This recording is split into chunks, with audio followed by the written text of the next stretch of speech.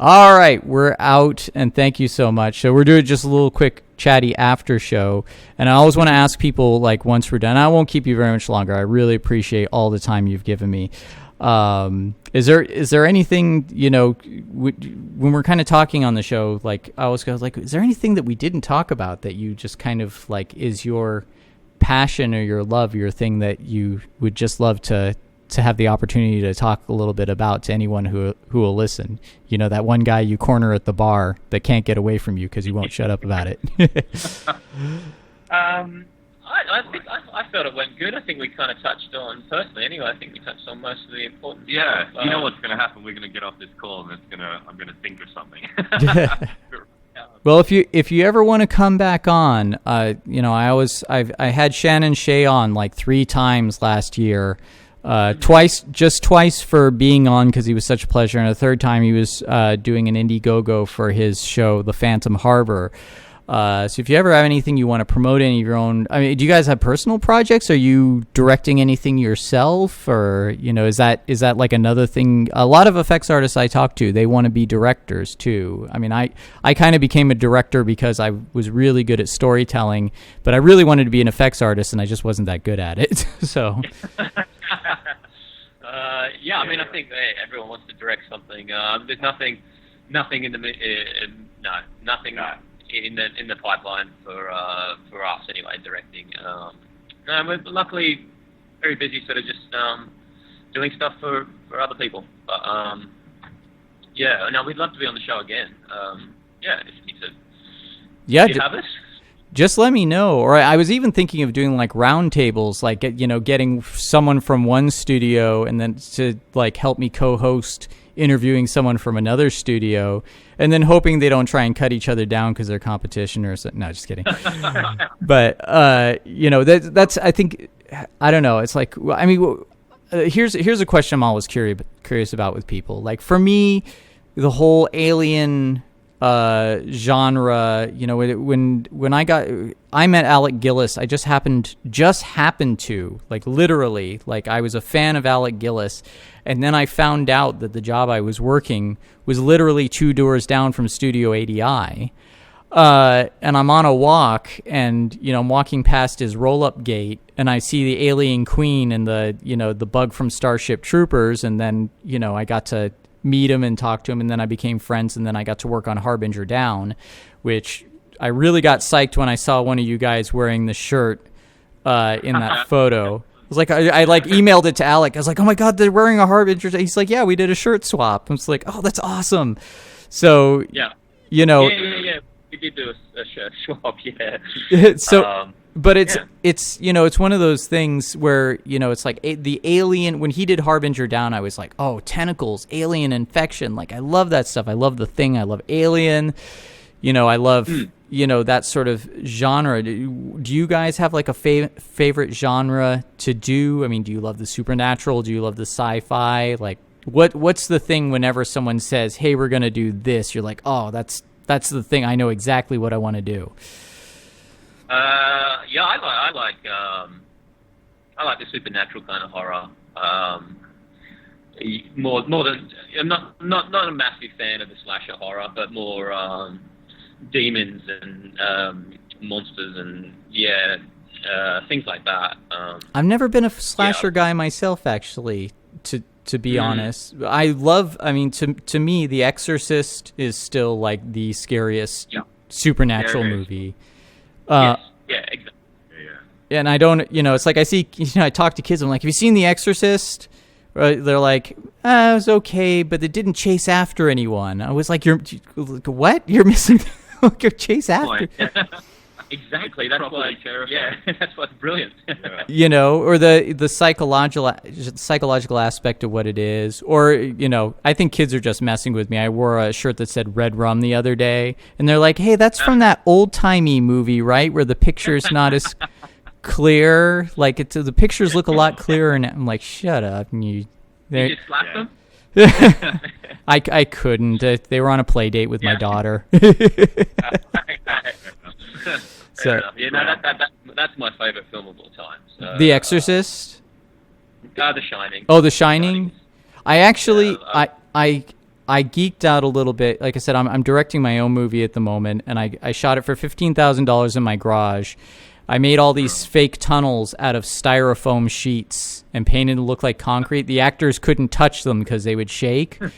But we made miniatures of them so we could have little rod puppets coming down them. But I was like, I've got to have a scene where the tunnel floods. So we actually did a thing where we put the camera in a fish tank and put the miniature tunnel up to that, and we poured water and shaving cream down the tunnel to get that same kind of shot, like the blood coming through the elevator.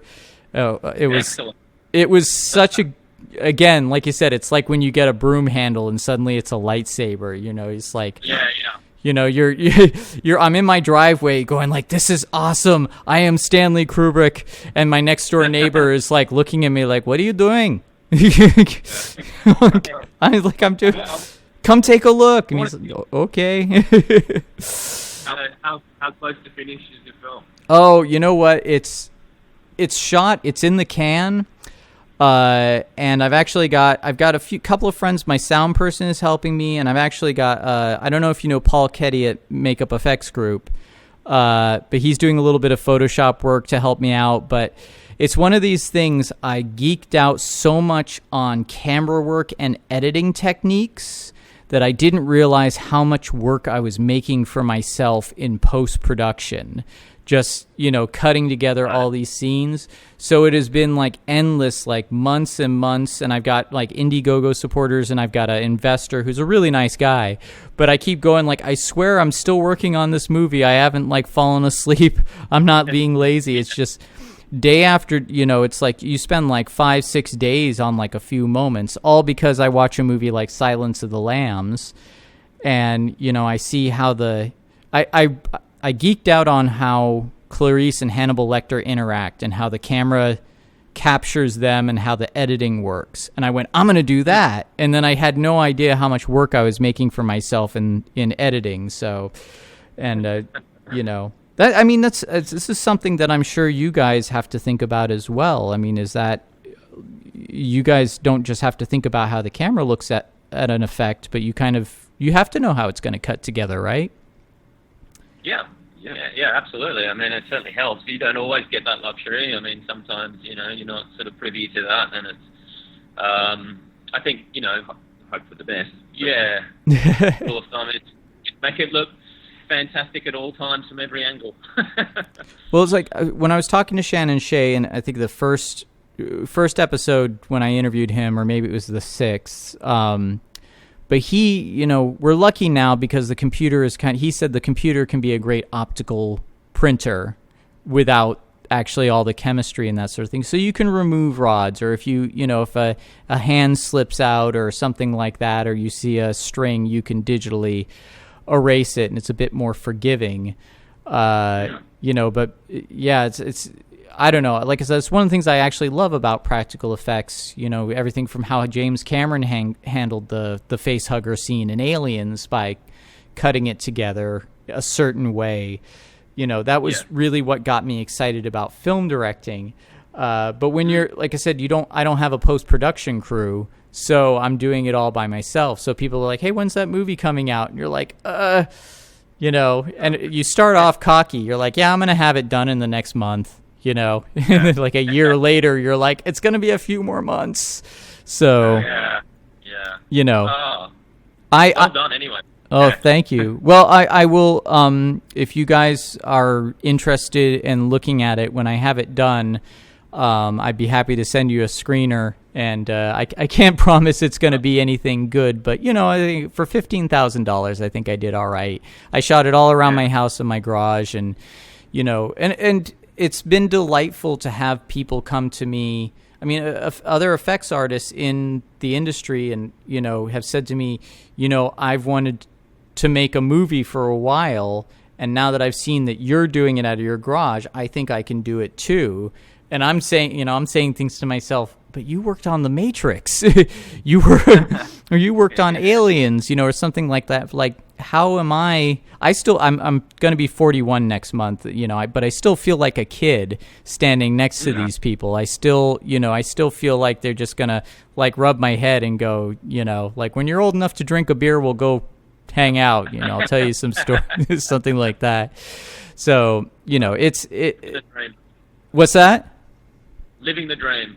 Yeah. Yeah. And like I said, I got into this late because I went from going like, I want to be an artist to kind of letting certain parties very well-meaningly talk me out of it. And, but what I found was when I tried to get out into the real world, quote unquote real world, there wasn't anything that I could do. I wasn't, I didn't learn a trade and I wasn't good in office jobs. And now I've spent the last few years clamoring back into it to find that this is really where I should have been all along, and that I'm actually pretty good at it. I don't have any money for it, and I don't have the resources other people have, but, it's like I posted the other day, there's that thing you look at and you just say, I get it, I can do that, and I can do it well, and this may sound cocky, but, it's like I listen to a lot of Ridley Scott interviews, which I am, by the way, so jealous that you got to...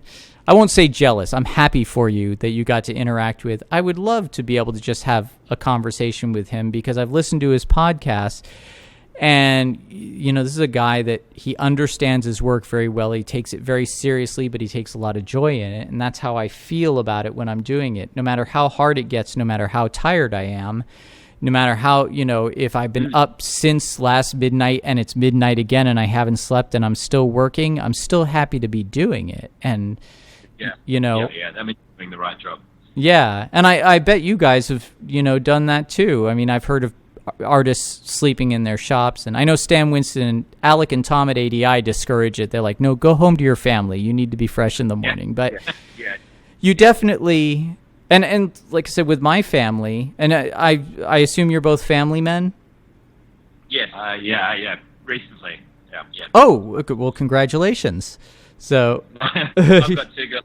They're a bit older, but yeah, definitely. Since becoming a dad, I just sort of really discouraged that. I mean, pre-dad, we would work around the clock and do stupid hours, no sleep, all that kind of stuff. But, would your wives kind of be like, "Hey, you coming home? What? Don't forget about me."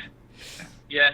I get that too, which is good. I think a wife is a good kind of balance to let you know when you're getting a bit out of control. But I try and involve my kids. I mean, I don't think they're interested. I don't think they want to do it.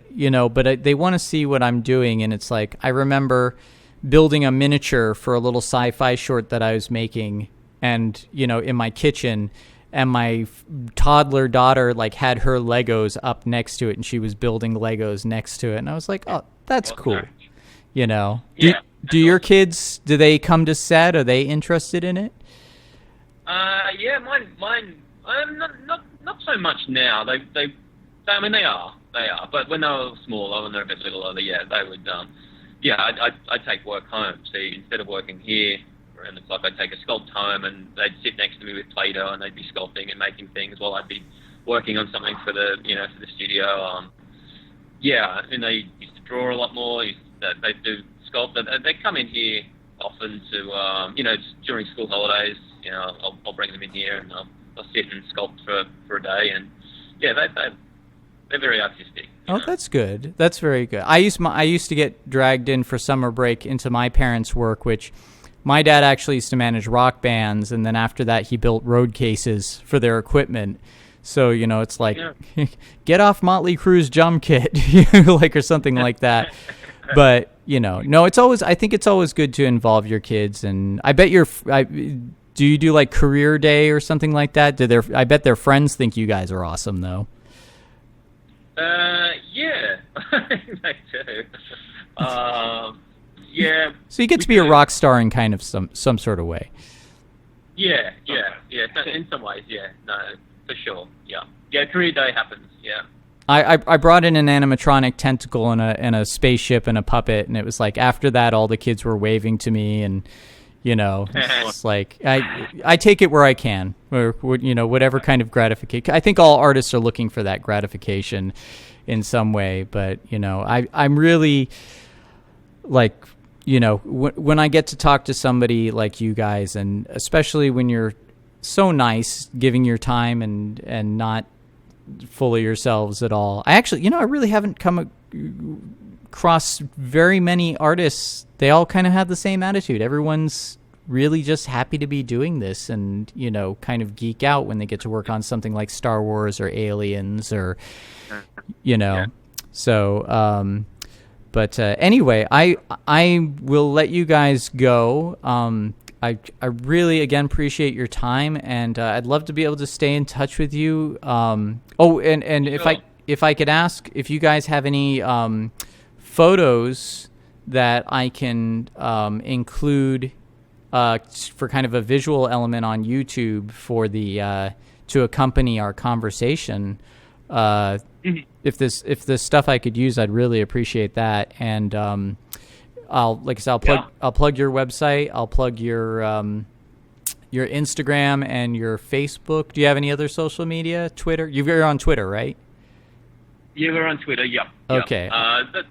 They're the main ones. And there was a visual essay that sort of blog that's went live on the weekend. That's got a stack of photos on it, and all those images are obviously being approved. So grab anything off that, and we'll start, slowly, releasing other images that haven't been released yet as well. So just let me know.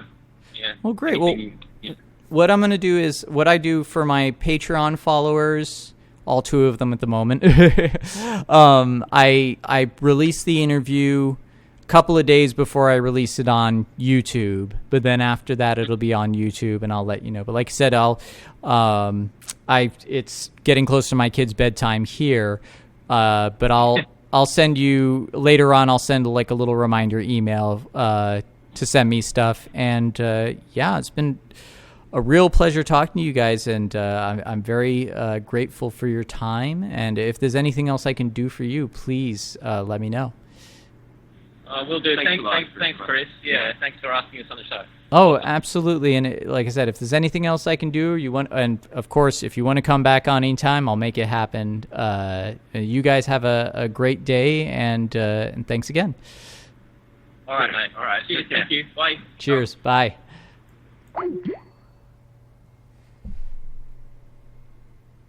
Well, that was awesome.